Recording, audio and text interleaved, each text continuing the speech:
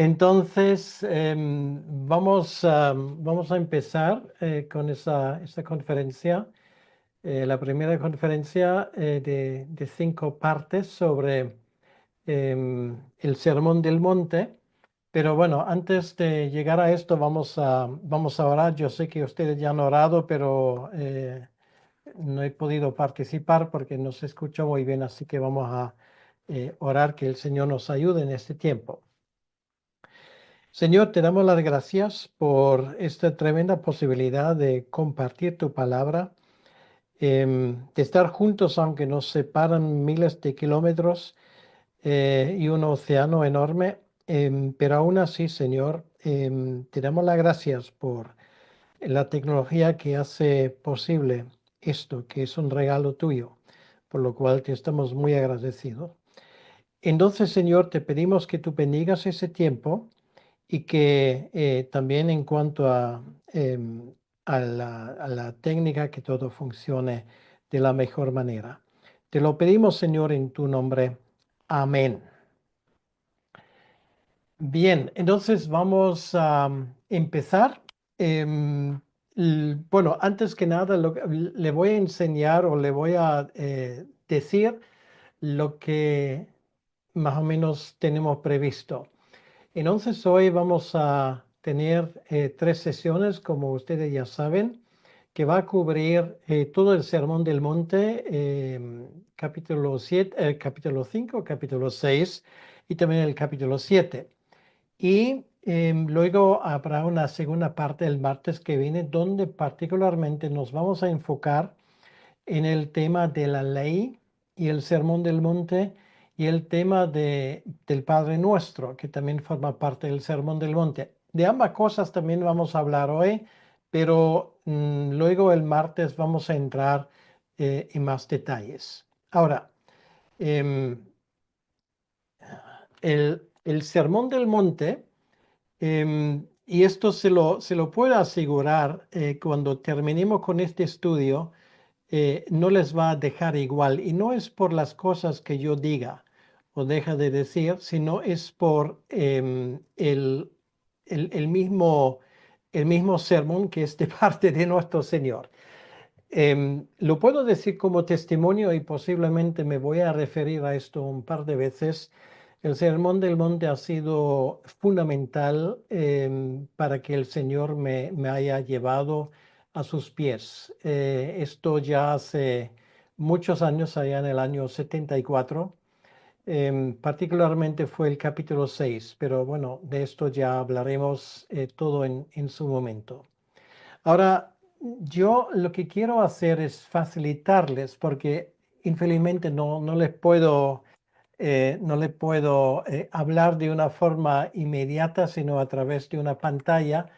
Lo que quiero hacer es, quiero acercarle esa parte del Evangelio de Mateo de una forma entendible. Yo sé que no es complejo esto, pero lo que tenemos que saber es tanto lo que se dice los detalles, quiere decir lo que cada versículo quiere decir, pero también lo que muchas veces, en mi opinión, no se explica lo suficiente es el contexto del Sermón del Monte. Y de allí, bueno, ustedes se habrán dado cuenta, hay diferentes formas como diferentes expositores pues quieren entenderlo. Voy a decirlo de una manera que espero que se entienda. Básicamente hay una tensión. Algunos dicen, bueno, por un lado tenemos la ley del Antiguo Testamento, em, que nos da algunas aplicaciones inmediatas para lo que podemos llamar la ética cristiana, o sea, nuestra forma de comportamiento, y algunos piensan que esto se contradice con algunas cosas que tenemos en el Sermón del Monte. Y por eso es muy importante entender en qué situación estamos hablando. No hay ninguna contradicción entre los dos. Lo voy a decir simplemente de entrada. ¿Por qué la situación parece distinta. Bueno, es obviamente distinta porque la ley fue dada a Moisés como norma para gobernar a toda una nación, que es Israel. ¿Vale? Quiere decir, esto fue obligatorio para todo el mundo. Cuando Jesús dio el Sermón del Monte, la situación era bien distinta porque el reino de Dios acaba de llegar, se está formando ahora un pequeño grupo de pocos discípulos que ahora tienen la tarea no solamente de aplicar esa ley a su grupo, sino a todo el mundo. Pero a esto aún no han llegado, sino estamos en el trabajo aún. Quiero decir que el Sermón del Monte es como un manual para aquellos que ahora están en una situación de minoría. Quiere decir, todavía no hay una mayoría en cuanto a los creyentes en este mundo. Para eso estamos trabajando y esto va a pasar en su momento, pero no hemos llegado a esto. Por lo tanto, el Sermón del Monte es algo como una estrategia de cómo llevar a cabo este tremendo cambio. Por lo tanto, podríamos llamarlo la constitución del reino de Dios. La constitución quiere decir, esto es lo que en lo esencial nos ayuda a llevar a cabo lo que nosotros creemos. Entonces, ese capítulo 5, el primer capítulo que vamos a considerar, tiene un tema muy fundamental y esto es la relación entre la ley del Antiguo Testamento y nosotros como, vamos a decirlo así, iglesia o pueblo de Dios, que estamos en esta línea del Antiguo Testamento. Esto no hay que olvidarlo. Por lo tanto, es muy natural y muy lógico que Jesucristo empieza con esto, porque tiene que empezar con esto. Es la enseñanza de Jesús sobre la ley y la vida en el reino. Por lo tanto, en ese capítulo 5, sobre todo, vamos a poner el enfoque en la base ética y también espiritual de nuestra vida como creyentes. Entonces, vamos a mirar el contexto histórico rápidamente. Se llama Sermón del Monte porque Jesús sube al monte y esto inmediatamente nos lleva, nos trae la memoria de que exactamente lo mismo lo hizo Moisés subiendo al monte Sinaí, ¿vale? Ese paralelismo es intencionado. Entonces, de la misma manera como en el Antiguo Testamento se proclama la ley del reino, aquí también se va a proclamar la ley del reino, no como un legislador humano, obviamente, sino como un legislador divino. Estamos, por lo tanto, hablando de una nueva alianza, de un nuevo pacto. Por eso estamos hablando del Nuevo Testamento. Y este paralelismo cumple la antigua. Es el nuevo pacto que Jeremías lo menciona en el capítulo 31, los versículos 31 al 34. Bueno, son 3 versículos que ahora no los voy a leer porque vamos a leer bastante de la Biblia, pero estos versículos bien conocidos lo pueden mirar en su momento. Ahora también vamos a mirarlo en su contexto cultural. Por un lado, tenemos que hablar de Roma. Israel estaba en aquel momento bajo ocupación romana y los romanos obviamente exaltan la fuerza militar con el cual han conquistado a todo un reino, a todo un imperio y la riqueza. Quiere decir, tanto el dinero como el poder militar eran, digamos, los dos valores que en el Imperio Romano se valoraba más que cualquier otra cosa. Entonces, sin embargo, por otro lado, nos damos cuenta enseguida que la estrategia que Jesús tiene para sus discípulos, mientras que están en una situación, digamos, de ganar terreno, es básicamente una estrategia de mansedumbre y de pobreza. Bueno, pobreza cuando lo digo en el sentido de que no estamos buscando las riquezas de ese mundo. Otra cosa es que los estamos usando, ¿vale? Pero no estamos buscando la riqueza o el dinero por el dinero. Esto por un lado. Por otro lado, tenemos los fariseos y los fariseos como símbolos de aquellos que en aquel momento estaban dedicándose a la fe que ellos creían haber heredado de sus padres, pero ya nos damos cuenta que se han equivocado en muchas cosas.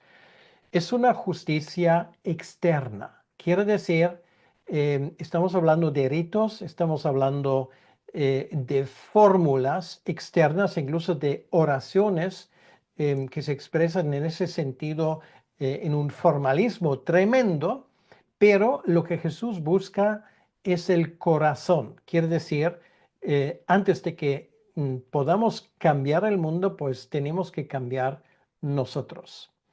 Y el reino de Dios del cual hemos hablado ya en un curso que enseñamos el año pasado, el reino de Dios que no es la iglesia forma parte del reino de Dios, pero el reino de Dios es el comienzo del gobierno divino sobre ese mundo. Y en ese proceso estamos. O sea, nosotros no solamente estamos para edificarnos, sino esto es un proceso para cambiar ese mundo radicalmente, no por las armas, no por el dinero, no por el poderío militar, sino por las enseñanzas de Jesucristo y sobre todo por el poder del Espíritu Santo. Entonces, esa audiencia del siglo primero, podríamos decir, en primer lugar, tenemos judíos que están oprimidos, obviamente, no tienen su propio país. Los romanos les estaban haciendo la vida bastante difícil, aunque los romanos respetaban la religión antigua de Moisés, que para ellos realmente les trajo sin cuidado, pero al mismo tiempo restringe muchas veces, por ejemplo, el culto en el templo. Por ejemplo, Poncio Pilato, era uno de los gobernadores romanos que más les hizo difícil la vida a los judíos, pero esto no es el tema de hoy. Por lo tanto, había un grupo importante entre los judíos que anhelaban lo que hoy se llama la liberación política. Quiere decir, por ejemplo, los celotes eran, y depende de qué lado los define, por uno eran luchadores por la libertad y por otros, por los romanos, eran terroristas. Entonces, el tema no ha cambiado mucho hasta el día de hoy. Quiere decir, ellos querían librarse de los romanos con el uso de las armas. Luego, esto lo proyectan en muchos casos sobre la esperanza mesiánica. Quiere decir que esa esperanza que conmueve el pueblo judío durante tanto tiempo, ellos muchas veces piensan que cuando Dios manda al Mesías, va a ser un liberador político, va a establecer el reino de David y esto va a ser como antes, en nuestros mejores tiempos, con David y con Salomón. Por lo tanto, Jesús, y esto es solamente la introducción, redefine la idea del reino.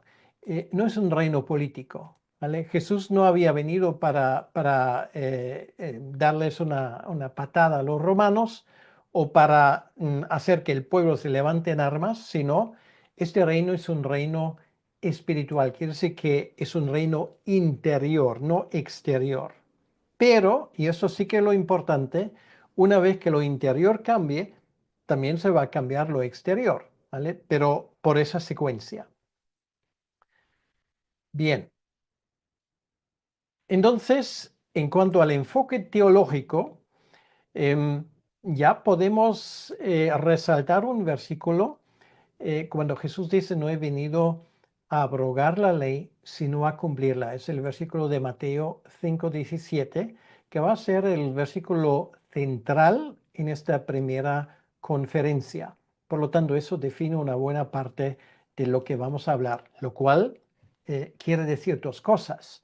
En primer lugar, que la ley, estamos hablando de la ley mosaica, es una ley eterna y es una ley normativa. Quiere decir que luego lo vamos a mirar, lo que Jesús dice es que esta ley, a menos que se haya cumplido en Cristo, en su redención, sigue siendo la norma ética del reino. Y por lo tanto, esto lo que vamos a estudiar hoy tiene que tener consecuencias palpables en la manera como nosotros nos estamos comportando en el mundo. Y esto es muy importante porque ahora, por ejemplo, yo, siendo alemán, hablando en español a una audiencia que está en Costa Rica con gente que ha venido de Estados Unidos y podríamos añadir más cosas, lo único que nos interesa ahora, me he olvidado que Jesús está en Argentina, pues cuidando de la técnica.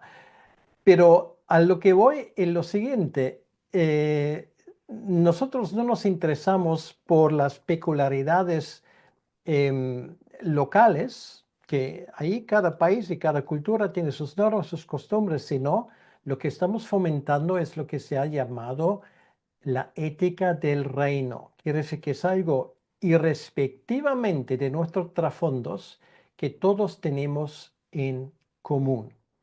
Y por lo tanto, esto es lo que vamos a hablar, va a ser sumamente práctico porque esto tiene que ver con nuestra vida.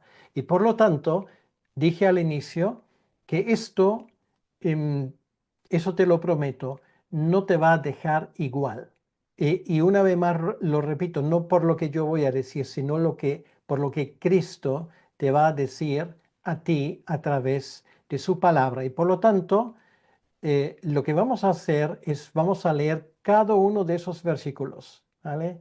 ¿Por qué? Bueno, porque esto es el impacto que nos hace falta.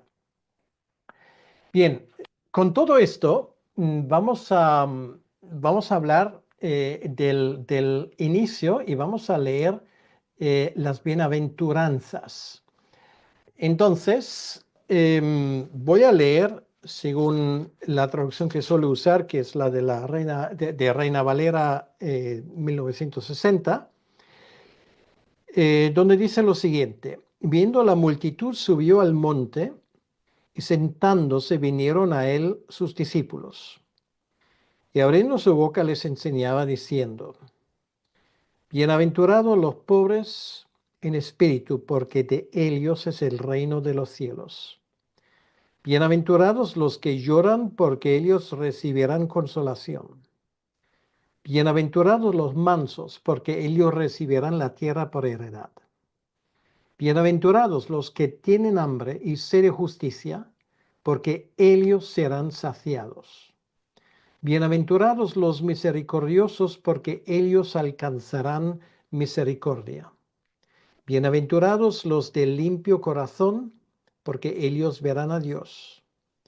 Bienaventurados los pacificadores, porque ellos serán llamados hijos de Dios. Bienaventurados los que padecen persecución por causa de la justicia, porque de ellos es el reino de los cielos. Bienaventurados sois cuando por mi causa os vituperen y os persigan y digan toda clase de mal contra vosotros, mintiendo. Gozaos y alegraos, porque vuestro galardón es grande en los cielos, porque así persiguieron a los profetas que fueron antes de vosotros. Entonces Jesús empieza y vamos a hacer una pequeña caracterización porque muchas veces se ha dado un enfoque, en mi opinión, equivocado a cada una de esas expresiones. Bienaventurados los pobres en espíritu. Los pobres en espíritu, ¿qué tipo de gente es?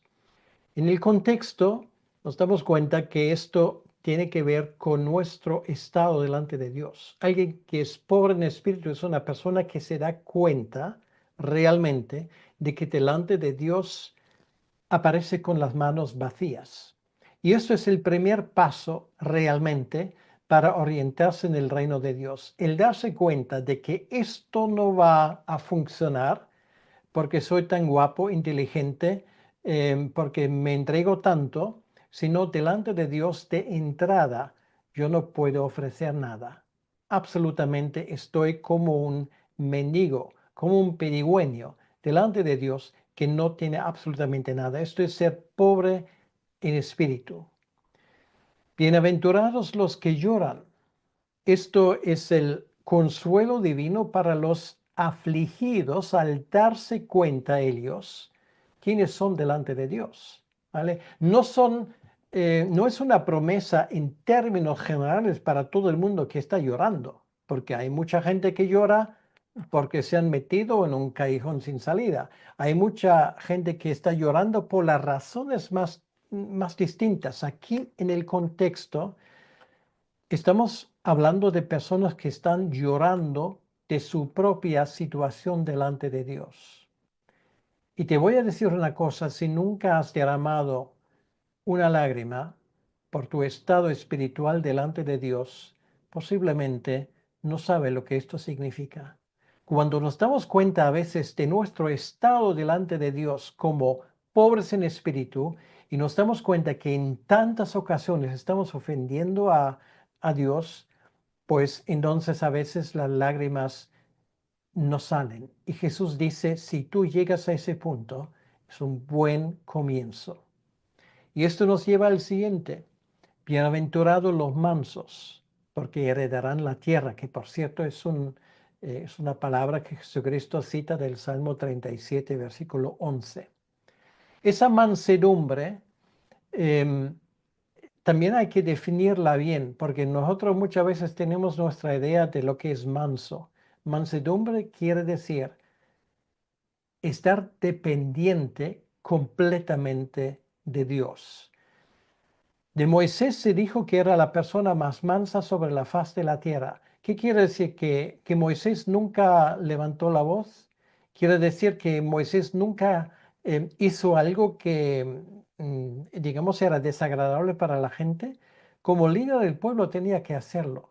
Y sin embargo, la escritura dice que era la persona más mansa sobre en la tierra. Por lo tanto, esa mansedumbre se define en cuanto a nuestra relación con Dios. Es una dependencia completa de Dios. Una persona mansa es una persona que sabe que solamente puede llevar a cabo su ministerio, el encargo que ha recibido de parte de Dios en completa dependencia de Él. Esto nos lleva al siguiente punto. Los que tienen hambre de justicia, y esto se ha dicho muchas veces, sobre todo en esa desgraciada teología de la liberación, siempre se ha dado esto inmediatamente un tinte político. No es de lo que Jesús está hablando aquí en ese contexto.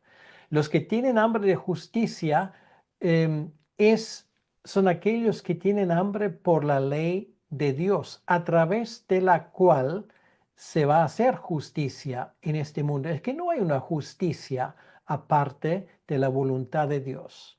Quiere decir que se haga la voluntad del Señor. Esta es la idea que hay detrás. Por lo tanto, ya nos damos cuenta que estas primeras bienaventuranzas nos llevan directamente en contra de esa idea que prevalecía en los tiempos de Jesucristo, este orgullo farisaico que pensaban que nosotros somos los elegidos, nosotros somos el pueblo, nosotros vamos a hacer las cosas. Y Jesús dice, así las cosas no van a funcionar.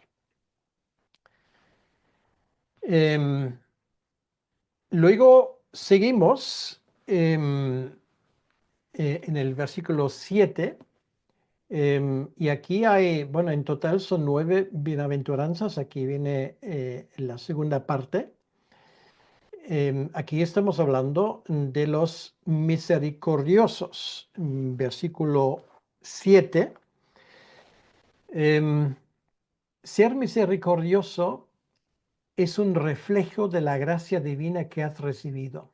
O sea, una persona que sabe que no tiene nada para ofrecérselo a Dios, una persona que está derramando lágrimas por su propia maldad, es una persona que luego también puede ejercer misericordia.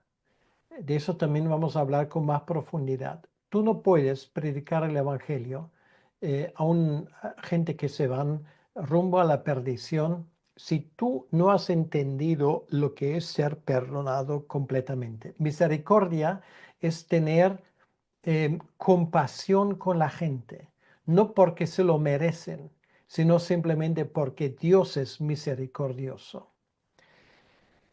Esto nos lleva al versículo 8, que dice, bienaventurados los de limpio corazón, porque ellos verán a Dios. Esto es obviamente la condición. ¿Cómo puedes tener un corazón limpio? Bueno, esto ya lo enseñamos a nuestros más pequeños, a nuestros niños. Solamente Jesucristo puede limpiar el corazón. Esto habla de la predicación del Evangelio. Esto habla del sacrificio de Jesucristo. Porque no hay otra forma y no hay otra manera de acercarse a Dios y, como dice aquí, de ver a Dios. El siguiente, los pacificadores son aquellos que reflejan la paz de Dios y predican la paz. Y no estamos hablando de una paz utópica, estamos hablando la paz en ese tremendo enfrentamiento entre Dios y los hombres. Estamos buscando la paz con Dios. El libro más famoso de Billy Graham en su momento se llamaba Paz con Dios. Por cierto, si nunca lo has leído, te lo recomiendo. Fue escrito hace más de 60 años y sigue siendo un clásico de la literatura evangélica. De esa paz estamos hablando, de la paz con Dios. Si tú practicas esto, obviamente no todo el mundo te va a dar aplausos. Vas a tener resistencia por todos los lados. Y a eso se dedica el versículo 10. Cuando dice, bienaventurados los que padecen persecución por causa de la justicia, porque de ellos es el reino de los cielos. Habrá persecución. Más de esto vamos a escuchar. O sea, esto es simplemente el preámbulo de esa constitución. Si tú crees que aquí, pues esto va a ser una victoria y vamos a ir de victoria en victoria, que infelizmente hay gente que lo enseña así, pues no conoces lo que Jesús dice. Jesús habla de su cruz, de llevar su cruz, habla de persecución, habla de enfrentamientos, habla incluso del martirio, que es una posibilidad. Y finalmente, esto nos lleva a los versículos 11 y 12, está relacionado con lo anterior. Em, hay personas que obviamente no solamente nos persiguen directamente, sino los calumnian y hacen todo lo posible para fastidiar tu propio testimonio y esas cosas que estás haciendo. Quiere decir que todo esto tiene que ver con la vida del creyente en un mundo hostil que no de entrada va a abrirse para el reino de Dios. Esto siempre es una lucha y sobre todo es una obra divina. Bien, esto nos lleva directamente a lo siguiente. Bueno, aquí para aquellos que quieren sacar una foto, porque me imagino que luego de todos modos lo van a poder, ver tranquilamente. Aquí pues lo he puesto de forma tabelaria, pues si quieren saquen una foto, luego lo miran tranquilamente. ¿Vale? Esas son las 9 bienaventuranzas. Entonces esto nos lleva inmediatamente a lo siguiente, que es la aplicación práctica. Aquí estamos hablando de humildad, quiere decir vivir en un mundo de autosuficiencia como personas que no somos autosuficientes, sino que con cada paso que damos, con cada aliento que tomamos, dependemos completamente de Dios. Estamos hablando no de la justicia humana, no de lo que nosotros podemos conseguir, estamos hablando de la justicia divina. Y por lo tanto, no buscamos el reconocimiento humano. Y somos agentes de paz, pero no agentes de paz política o de esa paz de la cual habla todo el mundo, que realmente no es otra cosa que ausencia de guerra, sino estamos hablando de una paz con Dios. O sea, en el momento cuando empezamos a interpretar el Sermón del Monte en términos seculares, políticos de este mundo, nos vamos a dar cuenta que todo el resto de lo que sigue son simplemente utopías y no nos ayudan para nada. Pero eso sí, somos agentes de paz en medio de un mundo en guerra, no necesariamente en una guerra militar, pero en una guerra donde empezamos ya nuestras propias familias. Bien, por lo tanto, esto es el siguiente a lo que llega Jesucristo ahora, y esto es el segundo punto donde Él pone ese ejemplo de sal y luz. Quiere decir, la sal tiene varias características, pero la que aquí realmente es la más importante es que la sal preserva. En los tiempos de Jesucristo no había frigoríficos, entonces si tú querías preservar cosas, tenías que ponerlo en sal, ¿vale? Por ejemplo, el pescado, la carne, cualquier cosa, la sal preserva o conserva. Y por lo tanto, nos damos cuenta aquí de una cosa que es algo típico de los discípulos de Jesucristo. Donde hay un cristiano, allí está Dios. Y quiere decir que este cristiano contribuye a algo para que la sociedad que le rodea esté un poco mejor. ¿Se acuerdan de la oración de Abraham por la ciudad de Sodoma y Gomorra? Cuando él estaba literalmente regateando con Dios, a ver si hay 50 justos, a ver si hay 40, a ver si hay solamente 10, a ver si hay solamente 5. Dios dijo, por estos 40, por estos 30, por estos 10 o 5, yo voy a tener misericordia.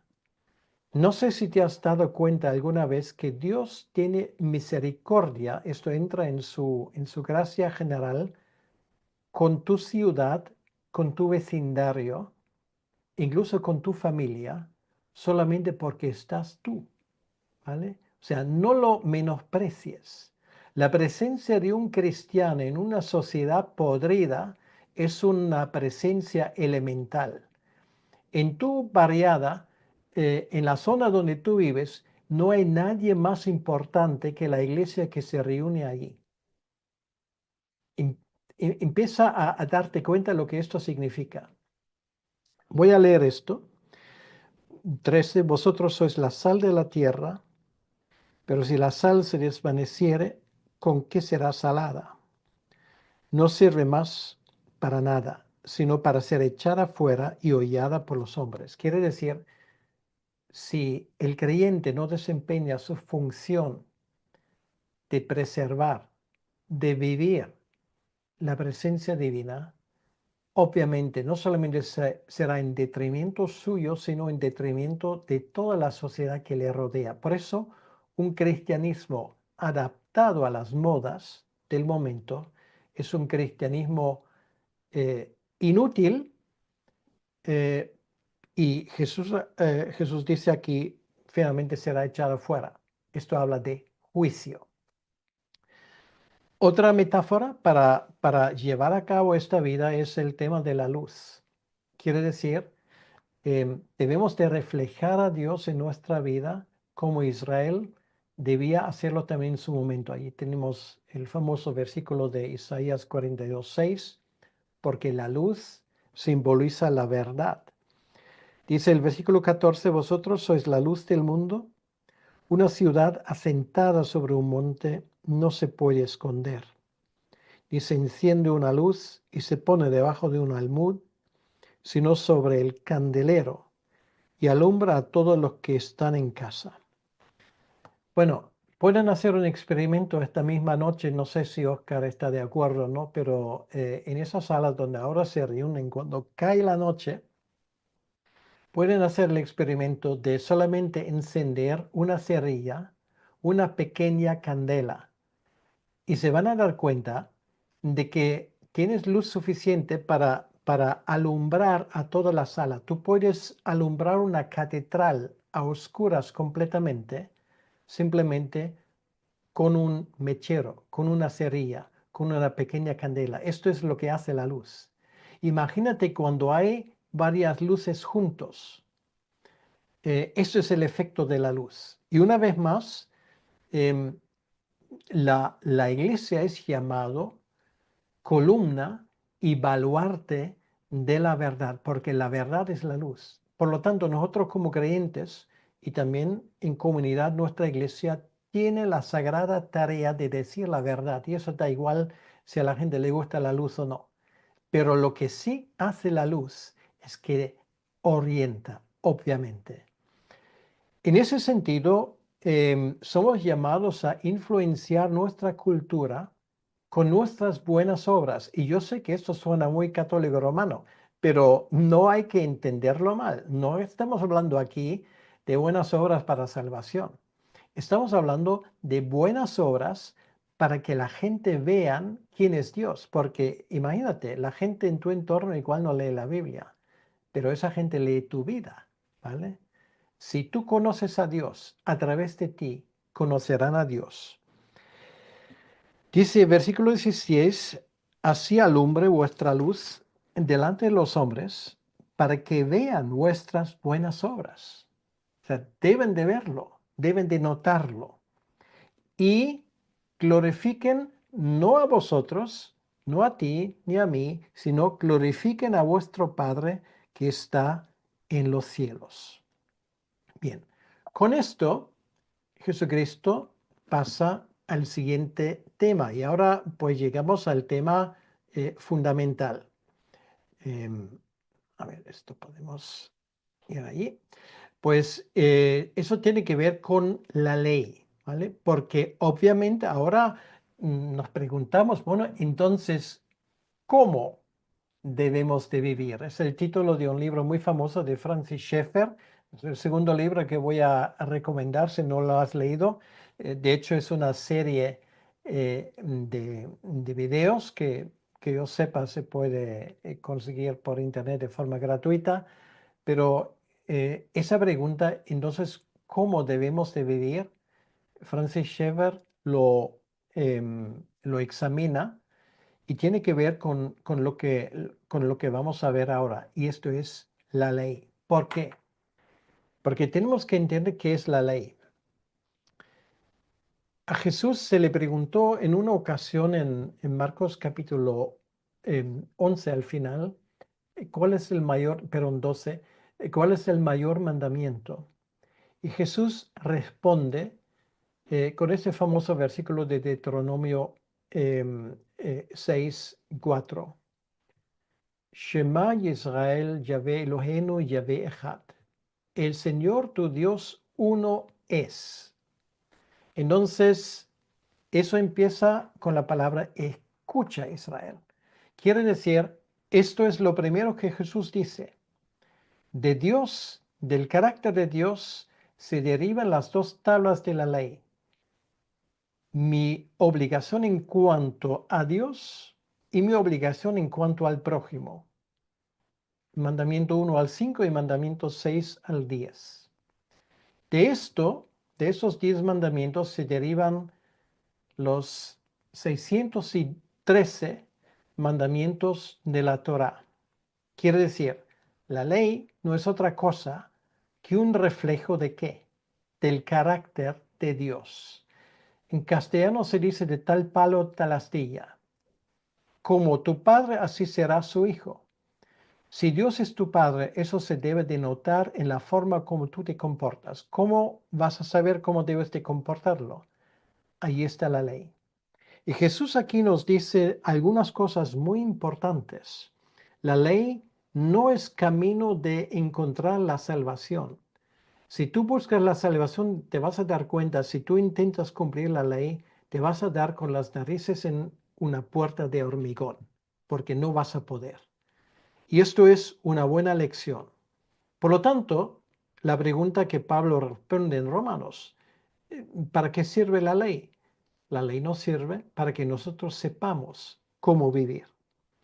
Y Jesús lo dice aquí, no pensáis que he venido para abrogar la ley o los profetas. Esa división, la ley y los profetas, es la división en dos de todo el Antiguo Testamento. Jesús dice, yo no he venido para hacer esto inválido, o como algunos dicen hoy en día, para que, bueno, estas son aguas pasadas que no mueven molinos, ahora estamos en el nuevo pacto. Bueno, entonces, ¿qué vamos a hacer con el Antiguo Testamento?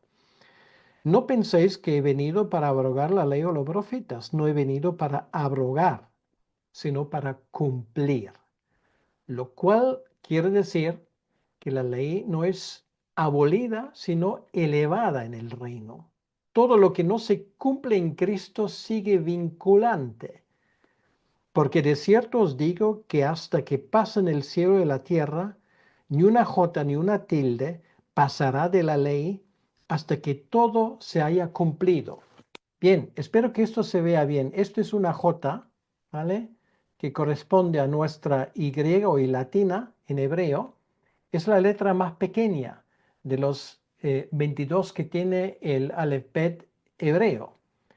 Y ahora, ¿qué es eso de la tilde? Bueno, es este cuernecito, ¿vale? Aquí o aquí, que diferencia algunas letras hebreas de otra. Por ejemplo, sin este cuernecito y sin esto, lo que en el texto se llama una tilde, la tet, que es el nombre de la, o la taf, que es el nombre de la letra, no se puede diferenciar, por ejemplo, de la het, ¿vale?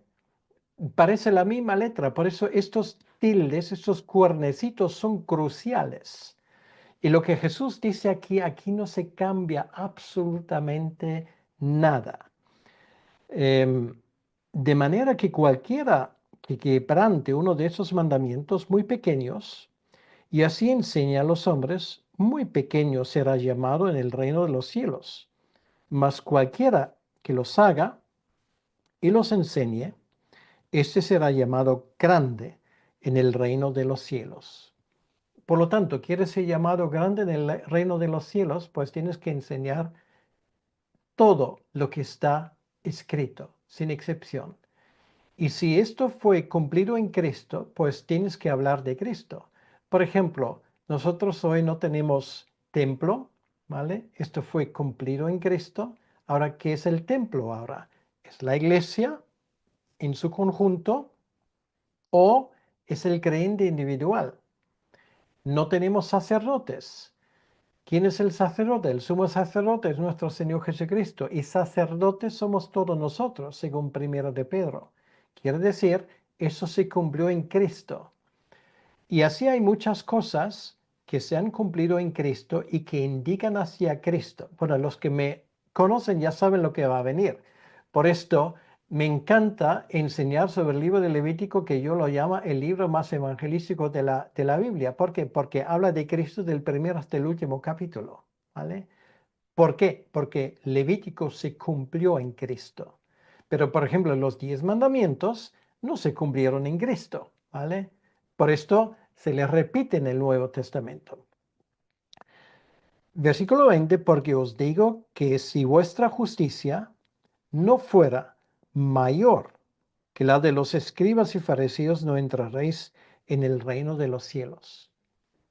Ahora, ¿de qué estamos hablando?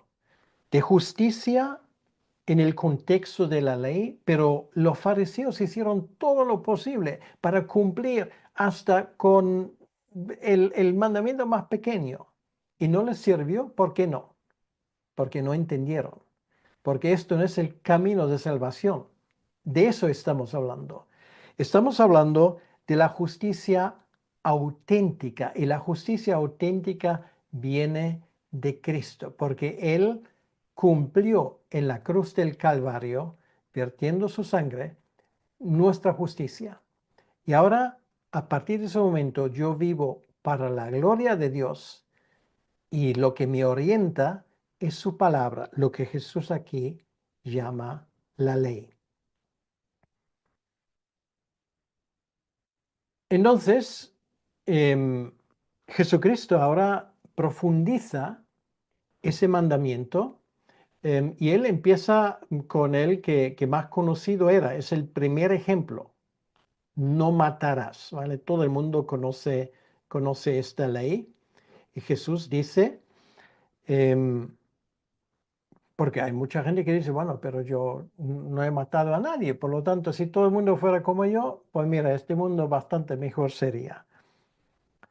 Oísteis que fue dicho a los antiguos, no matarás, y cualquiera que matare será culpable de juicio, pero yo os digo que cualquiera que se enoje contra su hermano será culpable de juicio, y cualquiera que diga necio a su hermano será culpable ante el concilio.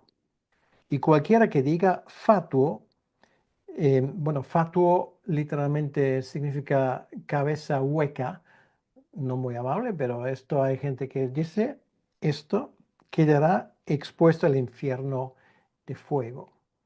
Entonces, quiere decir, la ira sin causa y el insulto ya violan el mandamiento. O sea, no es necesario que tú mates a una persona literalmente. Mm, Faltaría más. Con que tú insultes a una persona ya es suficiente para ser culpable de esa ley.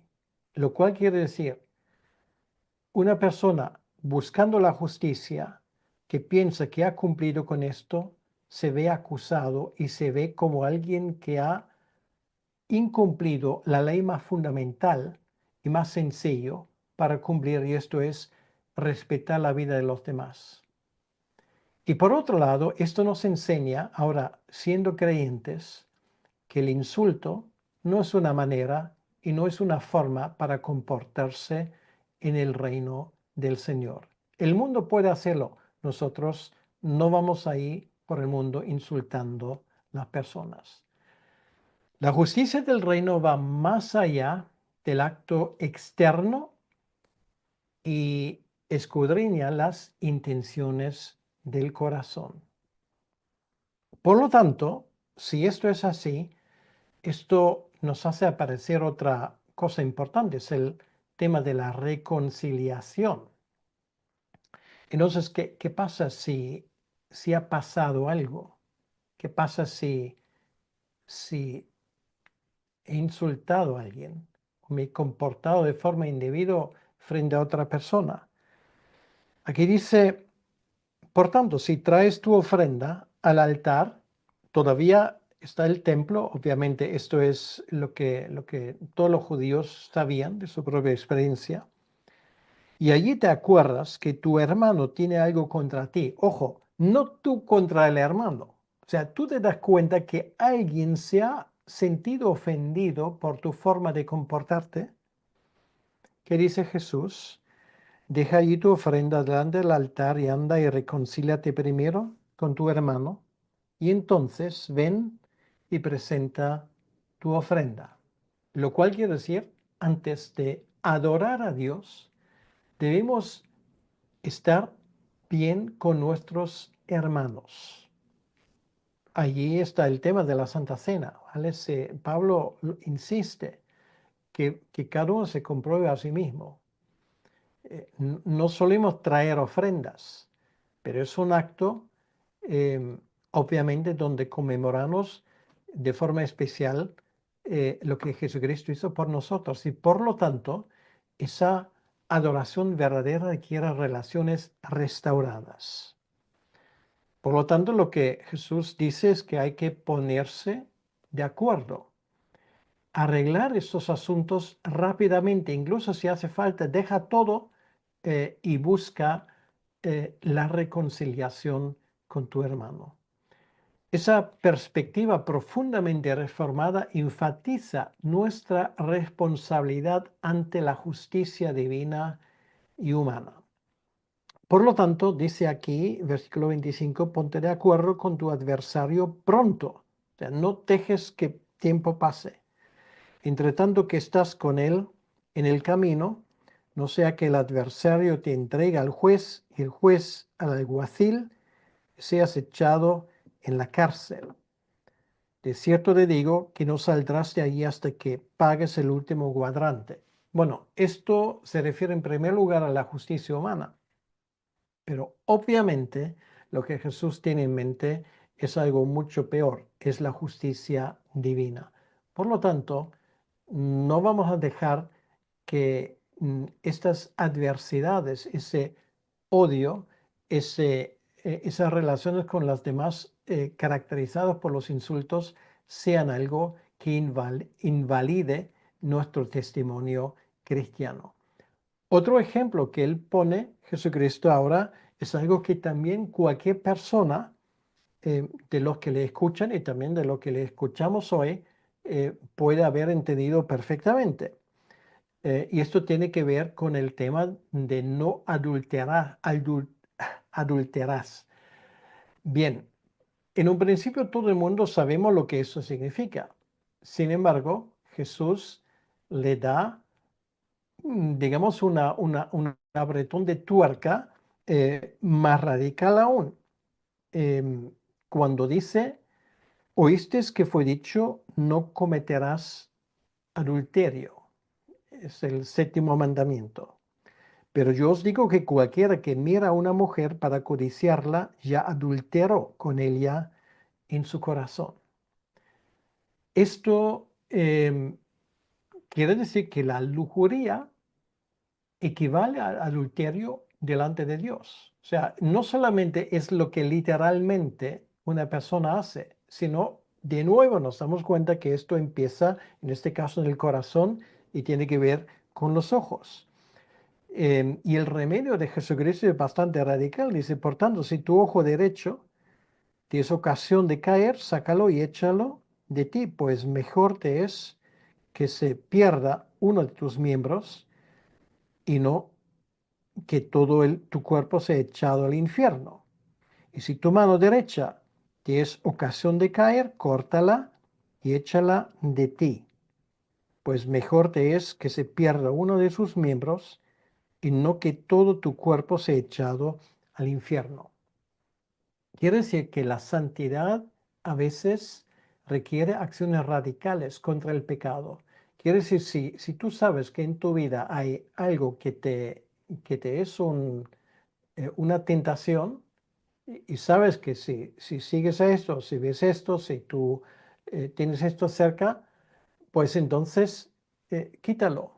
Pues antes se dijo muchas veces que si tienes un televisor, y esto es, digamos, la razón porque ves tú programas que no deberías verlo, pues no se ve el televisor.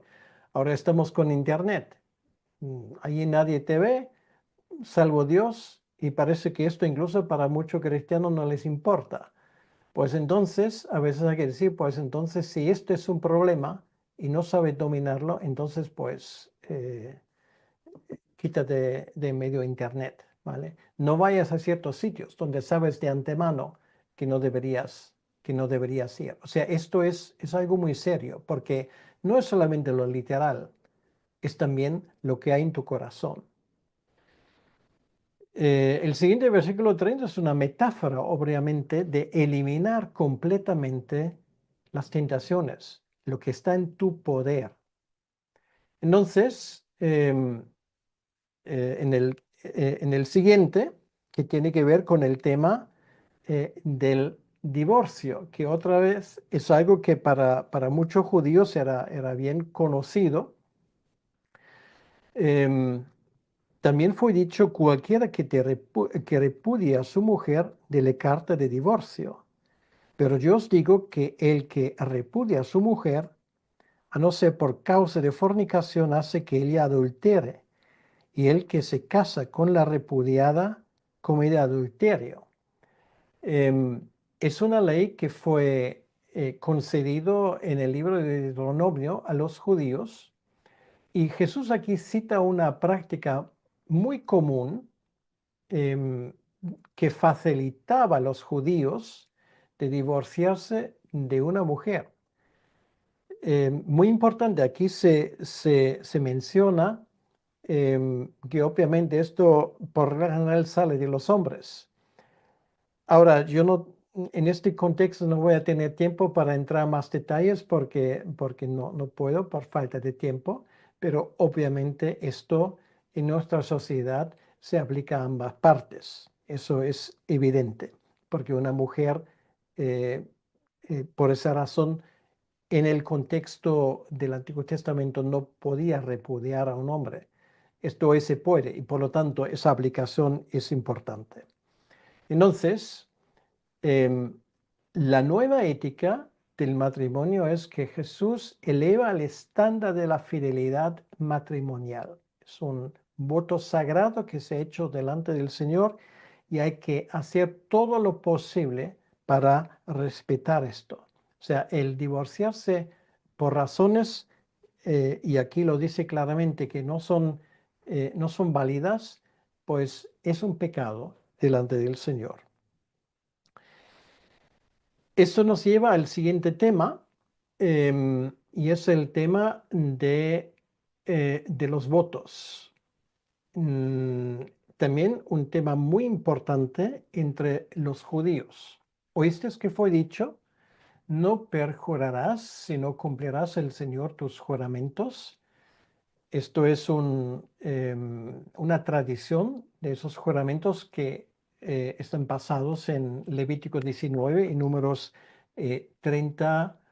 em, y Jesús simplemente les dice, porque esto había mucho mal uso. Por ejemplo, eso es lo que tenemos aquí. La Biblia prohíbe el perjurar, ¿vale? Pero luego, em, los judíos se inventaron una serie de cosas em, para decir, bueno, aquí por ejemplo dice, versículo 34, pero yo os digo, no juréis en ninguna manera, ni por el cielo, porque es trono de Dios, ni por la tierra, porque es el estrado de sus pies, ni por Jerusalén, porque es la ciudad del gran rey. Entonces algunos dicen, bueno, si juro por esto no es tan cierto que si juro por el otro, ¿vale? Entonces, bueno, es lo típico. Los seres humanos siempre se buscan una salida. Lo que Jesús dice simplemente, lo que dice en el versículo 36, perdón, 37, pero sea vuestro hablar sí, sí o no, no, porque lo que es más de esto del mal procede. Lo cual quiere decir, esto habla de integridad, esto habla de honestidad y debe de ser algo tan natural que no necesita refuerzos adicionales. Muy importante, la gente tiene que ser capaz de confiar en tu palabra. Ni siquiera hace falta que se lo des por escrito. Si tú dices, sí, yo acudiré, tienes que acudir. Si tú dices, yo voy a cumplir con esto, tienes que cumplirlo, ¿vale? Porque esto forma parte del carácter cristiano en un mundo donde esto raras veces se respeta. Y ahora pues llegamos a uno de los pasajes más controvertidos del Sermón del Monte, y con eso ya casi vamos acabando con esto. Em, Oíste que fue dicho, versículo 38, ojo por ojo y diente por diente. Ahora, esto es muy importante. ¿Cómo entendemos esto? Una vez más, esto sigue en pie. ¿Por qué? Porque es una ley. eh, Así funciona nuestra justicia terrenal. Y está bien, o sea, quiere decir que la penalidad, la pena tiene que estar en una relación con la ofensa. Todos los países occidentales, eh, por los 10 mandamientos y precisamente por esta ley, tienen esto en sus códigos penales. Ahora, de lo que Jesús ahora habla es otra cosa. Él habla de lo personal. O sea, esto, lo que viene ahora, no es una descripción como, por ejemplo, un estado debe de funcionar, sino esto habla de que como tú en un entorno hostil, donde muchas veces la justicia humana no funciona, debes de comportarte. Dice aquí, pero yo os digo, no resistéis al que es malo. Antes a cualquiera que te hiera en la mejilla derecha, Huévele también la otra. ¿De qué estamos hablando concretamente? Estamos hablando de una situación donde una persona, en este caso, por ejemplo, puede ser abofeteada por un romano simplemente porque le da la gana. Ahora, ¿qué puedes hacer? Vas a ir a un juicio y decir, bueno, él me ha abofeteado, por lo tanto tiene que ser castigado. La justicia romana se reiría de ti y además ibas a tener un problema. Lo que Jesús aquí recomienda es que no resistas al mal porque te va a traer una serie de consecuencias incalculables. Así no vas a seguir adelante. Esto es un consejo para una situación especial. Quiere decir, en una situación donde tú puedes exigir justicia, es tu derecho exigirla. También no está castigado por ley si no exiges la justicia. O sea, tú puedes renunciar, pero en un entorno donde hay hostilidad ya de entrada, pues tú siendo creyente, puedes aguantar la injusticia, porque si no lo aguantas va a ser peor para ti. Entonces, una vez más, aquí nos damos cuenta que Jesús nos da consejos para comportarnos bien y sabiamente en una situación extraordinaria. El versículo 40, y al que quiera ponerte a pleito y quitarte la túnica, déjale también la capa. Otra vez, ¿quién va a quitarte la túnica? Estamos hablando de los romanos, ¿vale? Porque ellos se comportaban como les daba la gana, porque les daba la razón la ley del más fuerte. ¿Esto es la ley divina? No. ¿Qué hace un israelita? Denunciar a un romano delante de qué autoridad. No iba a servirle para nada. Por lo tanto, ¿qué consejo nos da Jesucristo? Si tú estás en una situación donde otros se comportan de esa manera, gana su benevolencia siendo generoso. Bueno, yo he visto que llevan esto escrito en sus camisetas. Vive generosamente. Pues esto, más que ninguna otra cosa, resume este principio. Vive generosamente. Como cristiano me puedo permitir el lujo de que otros se aprovechen de mí sin que se me funden los plomos, ¿vale? Esto en el mundo no es posible, porque si tú me has pisado, yo te voy a pisar dos veces. Y el resultado raras veces es una situación deseable. Como cristianos tenemos cosas más importantes que hacer que ensarzarnos en pleitos y tú más, y tú más, y yo tengo más razón que tú. ¿Entiendes? Es una aplicación para una situación especial. Cualquiera que te obligue a llevar carga por una milla, y esto era en el contexto derecho de la fuerza ocupante, los romanos podían requerir los servicios de cualquier judío en cualquier momento. Por ejemplo, tenemos esto, el que llevaba la cruz, ¿vale? José de Arimatea. El centurión le dice, tú, ven para acá y lleva esa cruz hacia allí porque Jesús ya no podía más. A eso se refiere, ¿vale? O sea, los romanos tenían el derecho.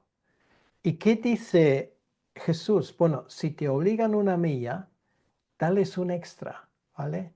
Tienes que ser inteligente. Intenta ganar su benevolencia. Intenta ganar su corazón, porque si tú te enfrentas a esa gente, va a ser peor y no vas a ganar nada. Y a ti no se te cae ningún anillo ser generoso. Vive generosamente. Al que te pida, dale, y al que quiera tomar de ti prestado, no se lo rehuses, ¿vale? No vamos a olvidar la situación. Es una situación de emergencia, de ocupación, donde también nosotros, si estamos en una situación, tenemos que aprender a comportarnos de una forma em, sabia. Y luego llegamos al último párrafo y con eso ya termina. Y esto tiene que ver con el tema, esto es el cuarto ejemplo, de cómo se hace palpable y concreto el amar al prójimo. Dice el versículo 43, oísteis que fue dicho, amarás a tu prójimo. Bueno, sí, esto sale en la Biblia, pero la otra parte no. Aborrecerás a tu enemigo. Bueno, ¿quién lo dijo? Eso lo añadieron los fariseos, ¿vale? Esto en la Biblia no lo vas a encontrar. Es una forma muy hábil, digamos, de cambiar la palabra de Dios. Amad a vuestros enemigos, dice Jesús, bendecid a los que os maldicen. Quiere decir que Jesús aquí nos requiere un amor activo y sobrenatural hacia los adversarios. Esto el mundo no lo sabe, pero los cristianos sí. Y así los cristianos finalmente han tumbado el imperio romano. Tardó 3 siglos, pero lo consiguieron, no con armas, sino con el poder de su amor. ¿Vale? Muy importante, es un tema muy interesante en la historia de la iglesia.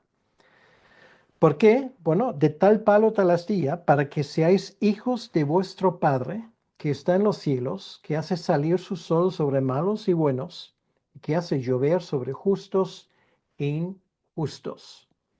Em, Esto nos habla de que el amor universal de Dios es el modelo. Dios no solamente bendice a los creyentes, Él bendice en su generosidad muchas veces a los que no son creyentes. Por lo tanto, nosotros no podemos bendecir a gente que no son creyentes, por supuesto. No podemos amar a nuestros enemigos, por supuesto, podemos hacerlo. Porque si amáis a los que os aman, ¿qué recompensa tendréis? ¿No hacen también lo mismo los publicanos? En otras palabras, si tu estándar es lo que hace el mundo, bueno, nada especial estás haciendo, ¿vale? Precisamente la ética cristiana consiste en el hecho de que yo actúo de una forma distinta. Si saludáis a vuestros hermanos solamente, ¿qué hacéis de más? ¿No hacen también así los gentiles? Efectivamente. Sé pues vosotros perfectos, como vuestro Padre que está en los cielos es perfecto. Sed perfectos. Bueno, si esto es todo, esto es fácil, ¿vale? Porque quieres ser perfecto, pues hazlo, que te vas a dar cuenta que yo no puedo, ¿vale? Todo lo que hemos visto aquí, bueno, tú no has matado a nadie, pero posiblemente has insultado a alguien en algún momento. No has cometido ningún adulterio. Posiblemente has tenido algún que otro pensamiento que no deberías. Mm, Has maldecido a alguien porque te ha pisado. Pues mala idea. Entonces, queremos ser perfectos, pero no podemos. Eso es el estándar. Y eso, de nuevo, Jesús lo pone al final, nos debería llevar a sus pies. Jesús aquí nos ha hecho una exposición de la ley. La ética cristiana es una ética de un nivel muy alto. ¿Vamos a conseguirlo de forma perfecta? No, no vamos a conseguirlo, no en esta vida. ¿Esto quiere decir que no vamos a hacerlo? Pues tampoco. Me dirijo a los que conducen un carro, un auto, un coche, como me da igual como lo llamáis. Em, el código de circulación exige de ti perfección. ¿Te has dado cuenta? ¿Vale? O sea, tú tienes, o sea, cuando tú entras en tu carro, tu gobierno exige de ti que te comportes como un conductor perfecto. ¿Eres un conductor perfecto? Pues no lo sé. Tú tal vez, pero yo no. ¿Vale? Lo cual quiere decir que si voy 100 kilómetros, no sé cuántas reglas de tráfico me he saltado la torera, queriendo o no queriendo. ¿Eso está bien? Pues no está bien. ¿Todo el mundo lo hace? Sí, todo el mundo lo hace. ¿Esto quiere decir que yo también tengo que hacerlo? Pues no. ¿Vale? Allí está la diferencia. Entonces, quiere decir que todo lo que tenemos aquí no vamos a cumplir la perfección. Esto quiere decir que no vamos a intentarlo. Sí, vamos a intentarlo. Y si no lo conseguimos, vamos a dejar que Cristo, a través de su Espíritu Santo, cambie nuestras vidas. Bueno, hemos llegado al final de ese primer capítulo. Ahora tengo entendido que hay 15 minutos de pausa, y luego hay una segunda parte donde vamos a hablar del capítulo 6.